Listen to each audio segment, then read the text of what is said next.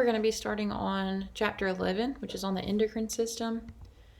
Now, the endocrine system is made up of organs called endocrine glands, and each one of those endocrine glands is unique because it secretes something called hormones. Now, hormones are basically tiny chemical messengers that when they get secreted by these glands, they get secreted into the bloodstream, and then they travel through the bloodstream and bind to other cells or tissues in the body and essentially tell those cells or tissues what to do. The endocrine system is very important in helping maintain homeostasis within the human body, and it's used for communication within the human body. So it kind of works hand in hand with the nervous system in allowing for communication. So it's going to play some really important roles in our growth. We have one hormone called growth hormone that's very important in that. Development, being able to produce energy. So we have a hormone called thyroid hormone that's going to play a really big role in our metabolism and maintaining energy balance. Water and caloric balance is another, important role of some of these hormones. We'll talk about aldosterone and ADH. Those are going to be important in helping maintain water balance and blood pressure balance in the human body. And then another example of some key roles would be the role in reproduction and stress responses. So we have a few hormones involved in reproduction. Follicle stimulating hormone and luteinizing hormone would be two. Estrogen, testosterone, progesterone, those are all going to be involved in reproduction as well. As far as stress responses go, we've got epinephrine and norepinephrine play a role in stress responses, as well as cortisol. So we're going to talk about a lot of these hormones, some of their major functions, what glands produce these hormones, and what their roles are as we move forward. So again, you need to know what a hormone is. You need to know what the endocrine system is. Remember, the endocrine system is made up of glands that are used to produce these hormones. Now, hormones are, again, chemical messengers that get secreted into the bloodstream. They get carried by the blood to target cells. Now, target cells are cells in the human body that have specific receptors for these hormones.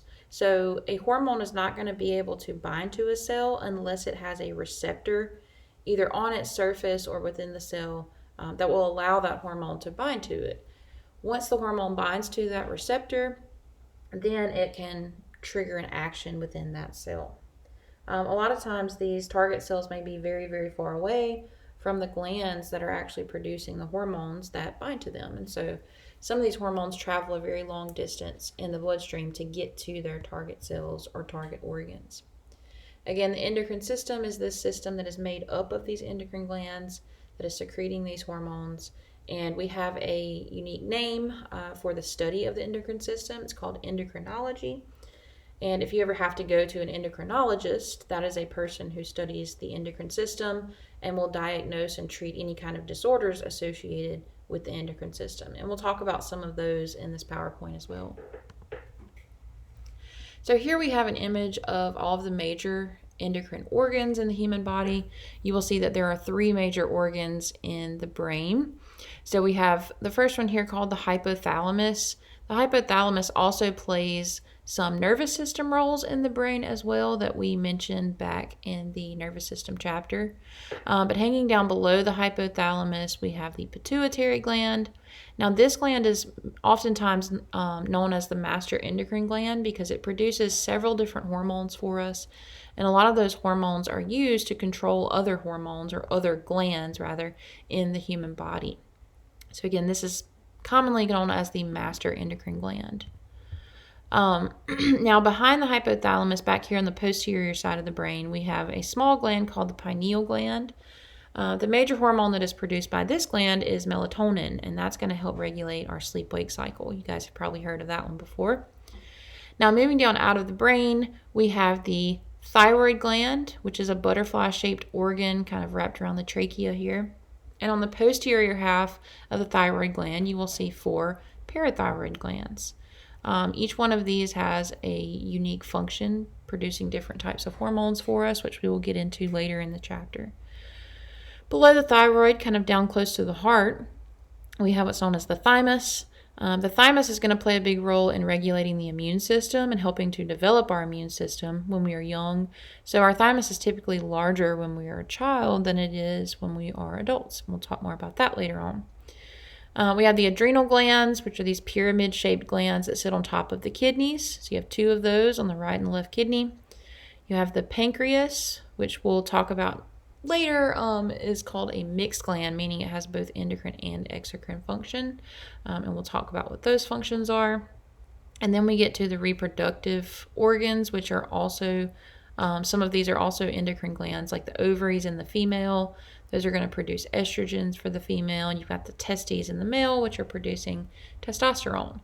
So we'll go through each one of these endocrine glands and talk about what hormones they produce, the functions of those hormones, and we'll talk a little bit about some disorders associated with those hormones as well.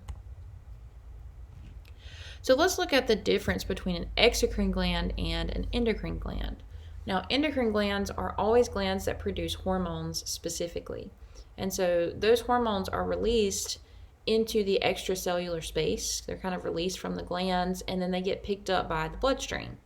So endocrine glands do not contain ducts. A duct is almost like a tube-like system that allows the secretion of a product. Now, exocrine glands do include ducts. So they have ducts that they secrete their products into. And these are typically going to be products like liquids or oil-based products. So some examples of some exocrine glands would be like the sweat glands, the sebaceous glands. Your pancreas has exocrine functions as well. We'll talk about some of those when we get to the digestive system. But there are some glands that we consider to be mixed glands, meaning they have both endocrine and exocrine functions. So like the pancreas would be a good example of this. Your pancreas is an endocrine gland because it produces two hormones for you, insulin and glucagon, but it is also an exocrine gland in that it produces some digestive secretions for you to help aid in the digestion process. So again, some glands are purely exocrine, some glands are purely endocrine in function, and then we have some glands, like the pancreas, that are considered mixed glands. So let's kind of compare the nervous system and the endocrine system. As I mentioned before, both of these systems are going to be used for communication, but the nervous system is going to use both chemical and electrical signals. Chemical signals being neurotransmitters and electrical signals being that action potential that's traveling along the neuron. However, the endocrine system is only going to use chemical messengers, which again are going to be hormones. So the endocrine system is going to be a good bit slower at allowing for communication because we're having to produce that hormone, package it, release it into the bloodstream. It has to travel through the bloodstream, and it can finally bind to the target cell and tell it what to do.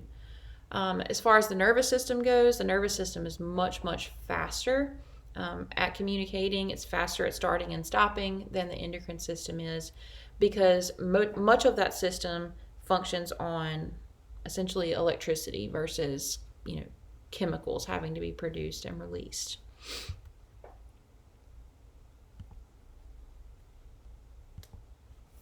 All right, so this is kind of looking at, a visual difference between the nervous system and the endocrine system. So here you can see a neuron in this top picture. That neuron generates an electrical signal which travels extremely fast, much more quickly than these hormones can actually be carried through the bloodstream. And so that's why the nervous system is going to be much more fast at communicating than the endocrine system would be. Now again, some similarities between these two systems. They both use chemicals for communication. However, the nervous system is going to be using neurotransmitters, whereas the endocrine system uses hormones. Now there are some chemicals that are considered both hormones and neurotransmitters. For example, epinephrine and norepinephrine. Those would be examples that are both neurotransmitter and hormone in function. So we have some neuroendocrine cells in the human body that kind of function as both part of the nervous system and the endocrine system. The hypothalamus would be a good example of this. The hypothalamus has some functions in helping to regulate body temperature, for instance. water balance, but it also has endocrine function in that it produces oxytocin and antidiuretic hormone. So that's just one example of an organ that kind of has both, nervous system function and endocrine function at the same time. We know that some neurons can trigger hormone secretion, meaning you can have a neuron tell an endocrine gland when to secrete a hormone. We can also have hormones tell neurons when to start or stop as well. And so these two systems kind of work hand in hand in that they can stimulate or inhibit each other or regulate each other. All right, so this concludes part 1 of the endocrine system. You guys let me know if you have any questions about this as we move forward.